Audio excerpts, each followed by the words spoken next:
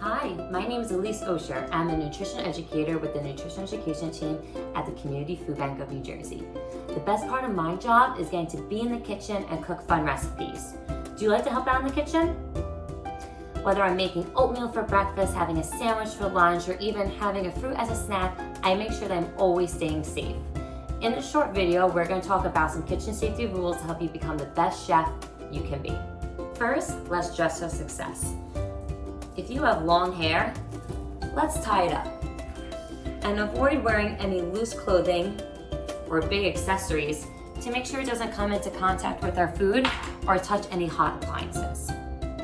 Next, a clean kitchen is a safe kitchen.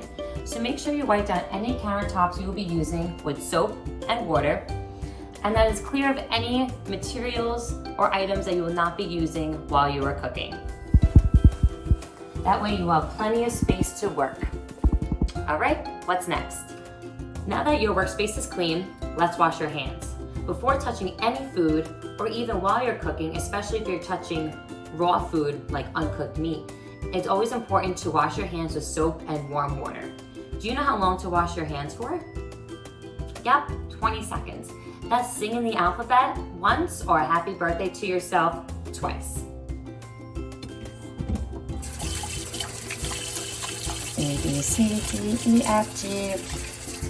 We should always wash our fruits and vegetables before we cut them.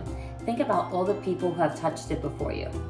There's the farmer that picked it, the truck driver who drove it to the store, the people at the store who put it out for you to take, and finally, shoppers like you who picked out those fruits and vegetables to take home.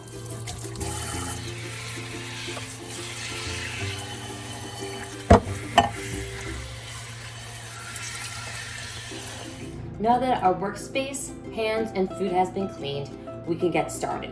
I want to cut this piece of celery into bite-sized pieces so I can start preparing my meal. I'm going to show you how to hold a kitchen knife safely. First, make sure you have permission from an adult to be able to use a knife. Once you have permission, you want to pick up the knife and you're going to hold 4 fingers on one side of the knife, and your thumb will be on the opposite side of the knife. And the knife will always be facing down toward the cutting board. With your other hand, you're gonna make a bear claw. Can you make a bear claw for me? Notice how my fingers are tucked under.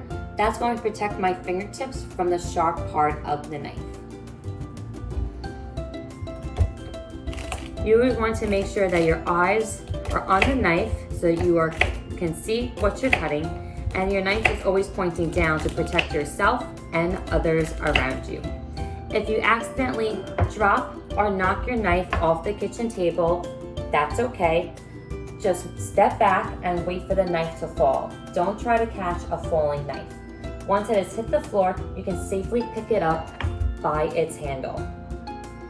Try to avoid dropping knives by taking your time in the kitchen. Before we go, I just want to go over some safety rules when using hot appliances in the kitchen, such as stoves, ovens, or even toaster ovens. Always make sure you're using an oven mitt or a pot holder when reaching into the oven or on top of the stove for a pan that has been in contact with direct heat to protect our hands. Also, if you're using pans on the stove, make sure the handles are turned in so that way you don't accidentally knock into it while cooking. And always make sure you turn your hot appliances off before leaving the kitchen. Now that we've learned what to do in the kitchen to keep safe, are you ready to get started? Ask someone at home how you can help make dinner. There are lots of ways to help out in the kitchen, whether it's cleaning the services or our produce, measuring ingredients, setting the table, or using our knife skills to help prepare foods to be cooked. Whatever your role in the kitchen is, keep it safe and keep it fun. Get inspired with some of our recipes from our nutrition education team right here. Thanks for stopping by, and I'll see you next time.